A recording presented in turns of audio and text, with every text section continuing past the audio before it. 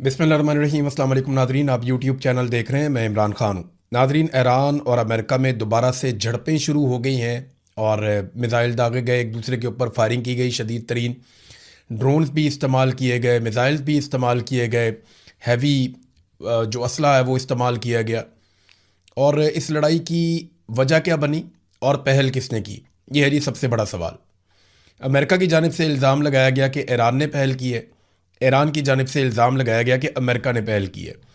बहरहाल जो वाक़या अभी सामने आ रहा है वो ये है कि अमेरिका क्योंकि एलानिया तौर पे बार बार रोक रहा है, अमेरिका बार बार कोशिश कर रहा है कि ईरान के जो टैंकर्स इस रीजन में आमदोरफ्त करते हैं उनको रोका जाए, जो खाली टैंकर्स जा रहे हैं ईरानी बंदरगाहों की तरफ उनको रोका जाए, और जो भरे हुए ईरानी टैंकर्स निकलने की कोशिश कर रहे हैं तो उनको भी रोका जाए। और ये वो एलानिया तौर पे कर रहे हैं, और फायरिंग के वाक़यात भी होते हैं, वो टैंकर्स के ऊपर अटैक भी करते हैं, और ये उन्होंने बाकायदा ऐलान करके किया है। तो ईरान ने इसको अपने ऊपर हमला करार दिया था। ईरान ने पहले कहा था कि ये हमारे ऊपर एक अटैक है और ये जंगबंदी की खिलाफ वर्जी है। तो अमेरिका ने जासिक की बंदरगाह के करीब ईरानी ऑयल टैंकर के खिलाफ एक कार्रवाई की। अच्छा, ये जो जासिक की बंदरगाह है ये पाकिस्तान के बॉर्डर के नज़दीक है, यानी अगर आप आबना हुरमुज़ से गुजर के आ जाते हैं पाकिस्तान की जानिब बड़े समंदर में, जहां अमेरिका ने ब्लॉकेज लगाया हुआ है, तो अमेरिका के ब्लॉकेज से बहुत पहले फजीरा की बंदरगाह है सामने वाली साइड पे जो यूएई की है, और यूएई की बंदरगाह के सामने वाली साइड पे जासिक की बंदरगाह है। उसके बाद अगर पाकिस्तान की तरफ चलें तो फिर एक चाबहार बंदरगाह आती है, और उसके बाद पाकिस्तान की गवादर की बंदरगाह आ जाती है। तो ये पाकिस्तान से ज़्यादा दूर नहीं है। जिस जगह पे अमेरिका ने निशाना बनाया ईरानी ऑयल टैंकर को, उसके बाद ईरान ने वापस अटैक किया अमेरिका के 3 जंगी जहाज़ों पर। ईरान का जो दावा है या ईरान ने जो बात की, उन्होंने कहा जी कि 3 अमेरिका के ऐसे जंगी बहरी जहाज़ हैं जो आबना हुरमुज़ के अंदर बड़ी खामोशी से दाखिल हो रहे थे, और इसके अलावा अमेरिका ने हमारे टैंकर्स के ऊपर अटैक किया था, तो हमने वापस अटैक किया, और उस अटैक के नतीजे में अमेरिका के ये जहाज़ इनको नुकसान पहुंचा और वो यहाँ से दूर भाग गए। अब ये ईरान का कहना है। ईरान के सरकारी नशरियाती इदारे ने आबना हुरमुज़ में धमाकों की इतला भी दी है। वहाँ पे जो बंदर अब्बास की बंदरगाह है, जो आबना हुरमुज़ के बिल्कुल सेंटर में वस्त में बंदरगाह है ईरान की, उसको बंदर अब्बास कहते हैं, वहाँ पे धमाकों की इतला दी गई। 6 धमाके रिपोर्ट हुए हैं, और ईरानी मुसल्लह फ़ौज और दुश्मन के दरमियान फायरिंग का तबादला भी हुआ आबना हुरमुज़ में। और इसराइली ज़रिए ने बीबीसी को बताया कि जुमेरात की शाम आबना हुरमुज़ में होने वाले हमलों में इसराइली मुलव्वस नहीं है, ये अमेरिका की और ईरान की लड़ाई हुई है। ईरान का जो सरकारी नशरियाती इदारा है IRIB, उनकी जानिब से टेलीग्राम पर जारी ईरान की फ़ौज के तर्जुमान से मंसूब एक बयान जारी किया गया है, और इस बयान में कहा गया कि मुत्तहिदा अरब अमारात की बंदरगाह फजीरा के बिलमुकाबिल आबना हुरमुज़ में दाखिल होने वाले एक और जहाज़ को भी निशाना बनाया गया है। इस बयान में दावा किया गया कि अमेरिका की तरफ से बंदर खमीर, सियरिक और जजीरा कशम के साहिली इलाकों में भी फ़िज़ाई हमले किए गए हैं। इस बयान में मज़ीद कहा गया कि ईरान की मुसल्लह फ़ौज ने फौरी तौर पर जवाब दिया और अमरीकी फ़ौजी जहाज़ों पर हमला किया, जिससे उन्हें नुकसान पहुंचा है।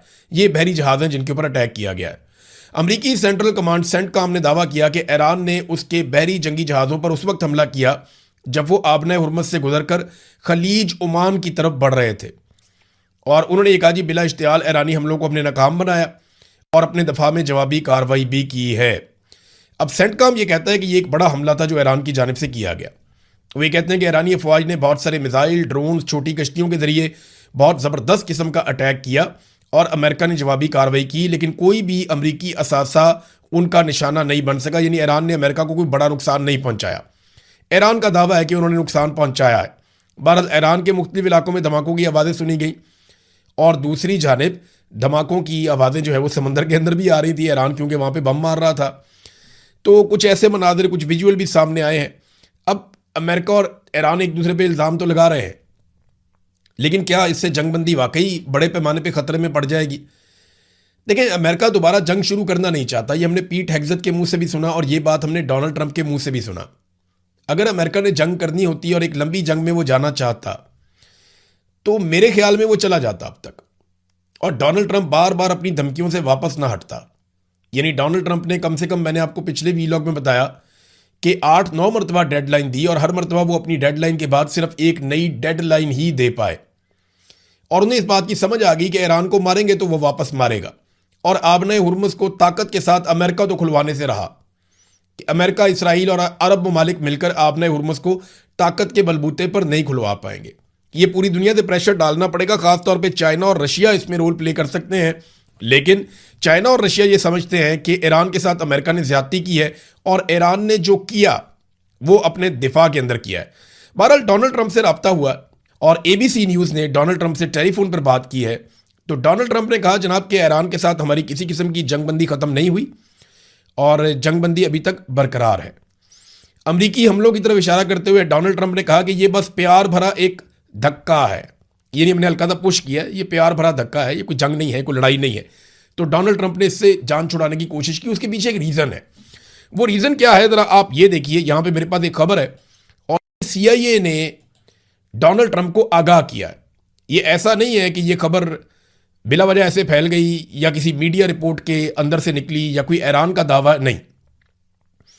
ये CIA का एक दावा है और उनकी रिपोर्ट है और ये इंटरनेशनल मीडिया में छप चुकी है। अमेरिकन इंटेलिजेंस एजेंसी CIA की एक खुफिया रिपोर्ट में एक इंकशाफ हुआ है कि शदीद बमबारी के बावजूद ईरान के पास अब भी अपने तकरीबन 75% मोबाइल मिसाइल लॉन्चर्स और 70% मिसाइल जखीरे बाकी हैं, बरकरार हैं। इसको ज़रा आप समझिए। ईरान ने जितने मिसाइल चलाए या अमेरिका ने ईरान के जितने मिसाइल तबाह किए या जितनी मिसाइल साइट्स के ऊपर अटैक किया, वो सारा मिलाकर ईरान का जो टोटल मिसाइलों का नुकसान हुआ है, जो चला दिए, जो ज़ाया हो गए, जो तबाह हो गए, वो है 30% और बाकी जो बच गए हैं वो 70% है। डोनाल्ड ट्रंप का दावा कुछ और है, लेकिन CIA की रिपोर्ट और खुफिया रिपोर्ट कुछ और कह रही है कि ईरान के पास कम से कम अपना 70% जखीरा बाकी है मिसाइलों का। और मिसाइलों को चलाने के लिए जो उनके मोबाइल लॉन्चर्स हैं, याद रखिए वो एक जगह से मिसाइल नहीं चलाता, वो उनके मोबाइल लॉन्चर्स हैं जो मूव करते हैं ईरान के मुख्तलिफ इलाकों में। वो एक हमला किसी और एरिया से करते हैं, दूसरा कहीं और से करते हैं, तीसरा कहीं और से करते हैं। इसकी वजह से अमेरिका को, इसराइल को मुश्किल होती है कि ये पता करने में कि ये अगला हमला किस जगह से करने वाले हैं और हमने किस जगह पे काउंटर करना है। ये ईरान की एक कामयाबी, उनकी स्ट्रेटजी है। उनके मुल्क का रकबा बहुत बड़ा है तो उन्होंने इससे फ़ायदा उठाया। तो जो मोबाइल लॉन्चर्स हैं मिसाइल चलाने वाले, वो 75% अभी ईरान के बरकरार हैं, सिर्फ 25% उनके ज़ाया हुए, जबकि 70% उनके मिसाइल भी बरकरार हैं। और CIA की इस रिपोर्ट में एक और दावा भी किया गया कि ये जो जंगबंदी का टाइम है, इसमें ईरान ने बड़ी तेज़ी से अपनी जो मिसाइल साइट्स हैं उनको बहाल किया, बल्कि जो उनके मिसाइल कुछ हद तक तबाह हुए थे उनकी मुरम्मत भी की, उनको ठीक किया। और उसके अलावा दोबारा से अपनी प्रोडक्शन भी कई चीज़ों में उन्होंने शुरू कर दी, जैसे कि वो ड्रोन बनाते हैं, वो मिसाइल्स बनाते हैं। ईरान किसी और से नहीं खरीदता, टेक्नोलॉजी उनके पास है और वो खुद इसको बनाते हैं। उनके पास बहुत बड़ी तादाद में पूरी एक फ़ौज है ईरान के पास इंजीनियर्स की, जिनमें लड़के लड़कियां बहुत बड़ी तादाद में, और वो दिन रात काम करते हैं। वो इसको ऐसे जुनून की तरह वो काम करते हैं क्योंकि उनकी जंग बहुत बड़े मुल्क के साथ है, लिहाजा वो दोबारा से अपनी प्रोडक्शन कर रहे हैं। डोनाल्ड ट्रंप ने जो स्टेटमेंट दिया था, डोनाल्ड ट्रंप ने यह कहा था कि ईरान के पास 18 या 19% मिसाइल बाकी बचे हैं। देखिए, मेरे ख्याल में डोनाल्ड ट्रंप को जो एक ब्रीफिंग दी गई है ना, उसमें उन्हें बताया गया कि 18 या 19% उनके सिर्फ ज़ाया हुए और बाकी उनके पास हैं। तो डोनाल्ड ट्रंप ने जो है ना वो इसको रिवर्स कर दिया, क्योंकि वो एग्जैजरेट करके चीज़ें बताते हैं। डोनाल्ड ट्रंप की कोशिश है कि ईरान का नुकसान ज़्यादा से ज़्यादा बताया जाए। देखिए ना, आपको याद होगा डोनाल्ड ट्रंप ने क्या कहा था कि ईरान की बहरिया बिल्कुल मुकम्मल तौर पर तबाह हो गई है और अब उनके पास कुछ भी नहीं बचा। और अभी भी आपने हुर्मुज़ पे ईरान का कंट्रोल है। अगर बहरिया ना होती तो वो कंट्रोल कैसे करते? फिर अमेरिका ने कहा कि उनकी एयरफोर्स मुकम्मल तौर पे तबाह हो गई है, कुछ भी बाकी नहीं बचा। उनके हेलीकॉप्टर आते हैं, अब भी अटैक करते हैं, तो वो तो बाकी हैं अभी भी। फिर मिसाइल्स के बारे में जो कुछ कहा गया वो भी उल्टा हो रहा है। CIA की ये रिपोर्ट जो है ये बताती है कि अमेरिका के लिए जंग आसान नहीं होगी। अमेरिका अपने मिसाइलों का आधा जखीरा इस्तेमाल कर चुका है, ईरान के लगभग 70% बाकी हैं।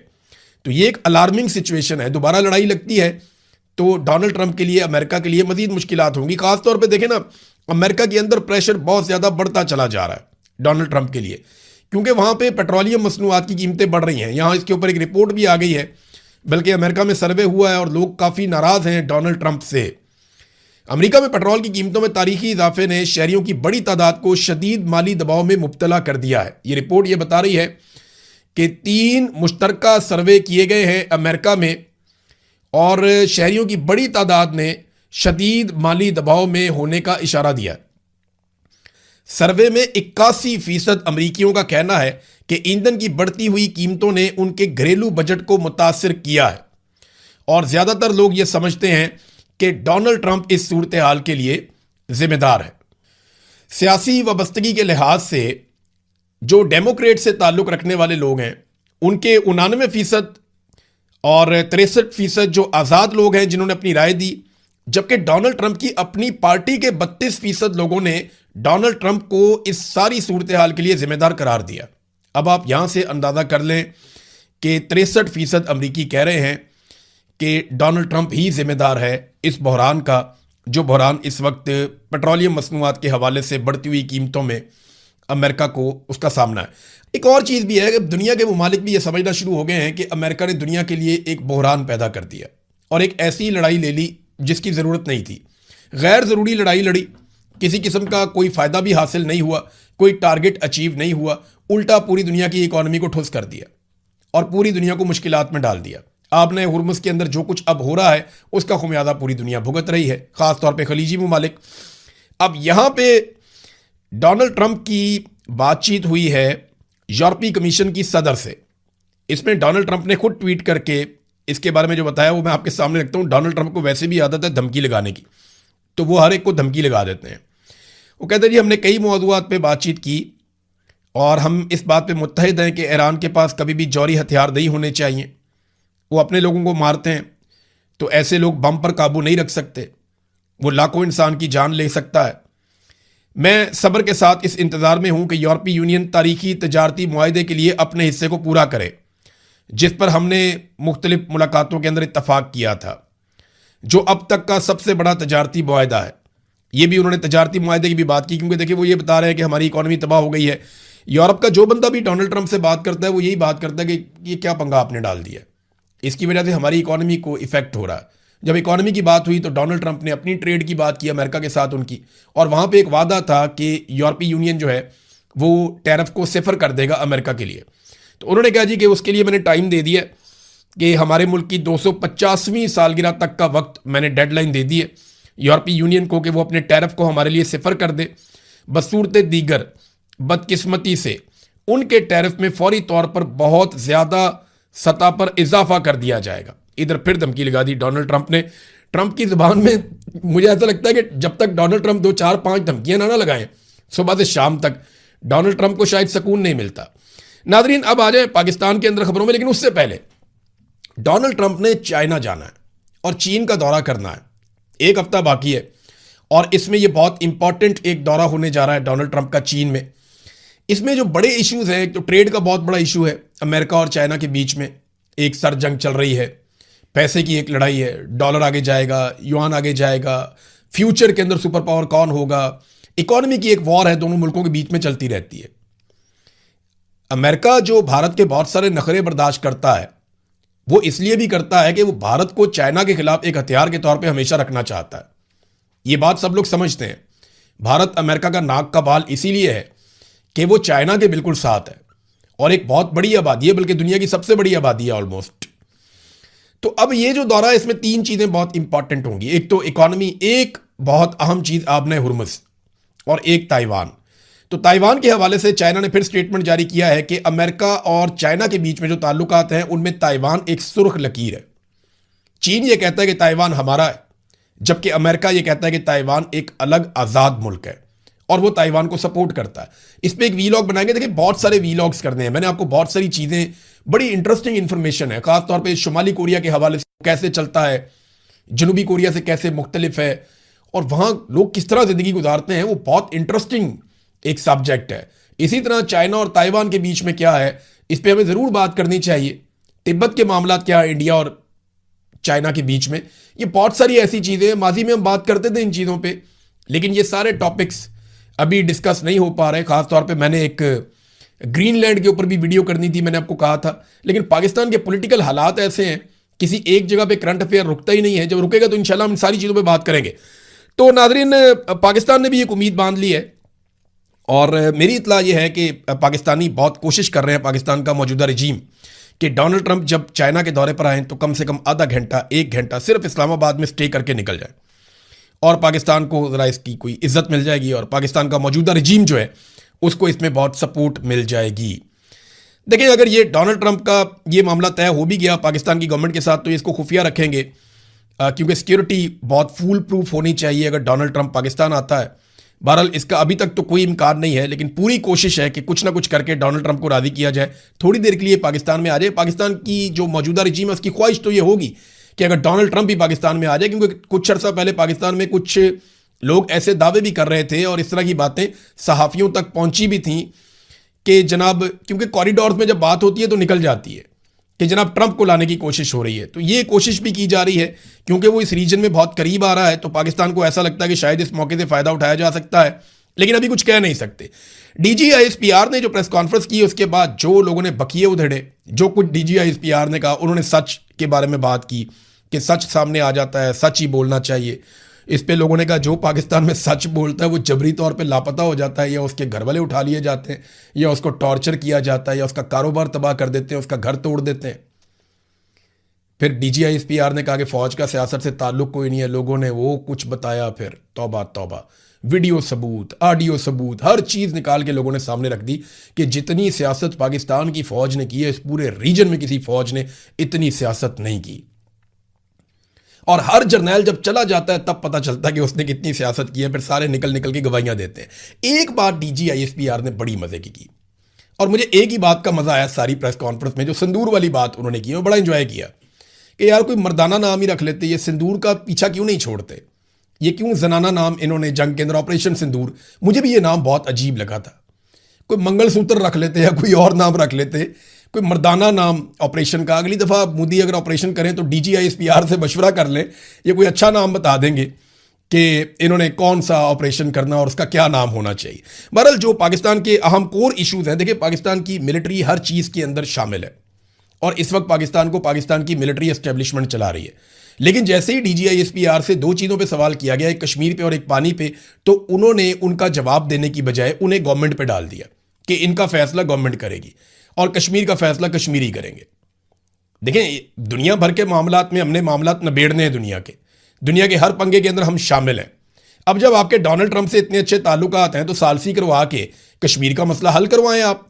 कोई तो फ़ायदा ले लेना डोनाल्ड ट्रंप से ताल्लुक का, आपको तो कोई फ़ायदा नहीं हुआ, तो कश्मीर का ही मसला हल करने। लड़के तो आपने आज़ाद करवाया नहीं 70 साल में, 80 साल में 3-4 दफ़ा जंग हुई, आपको मौका मिला, आपने कश्मीर आज तक आज़ाद नहीं करवाया। तो जब कश्मीर लड़के आज़ाद नहीं करवाया तो फिर डोनाल्ड ट्रंप से ताल्लुकात का फ़ायदा लेकर कश्मीर आज़ाद करवा लें।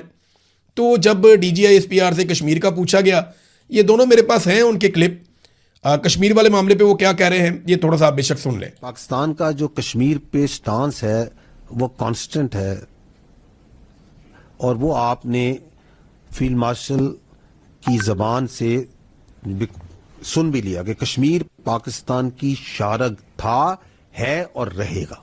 There should be no doubt about it. ये कायदे-ए-आज़म मोहम्मद अली जिन्ना का स्टेटमेंट है और ये हर आदमी ने कहा पाकिस्तान में, ये कोई पहली दफा किसी ने नहीं बोला ये स्टेटमेंट कि कश्मीर पाकिस्तान की शारग है। और कश्मीर का जो फ्यूचर है वो उनके अवाम ने तय करना है।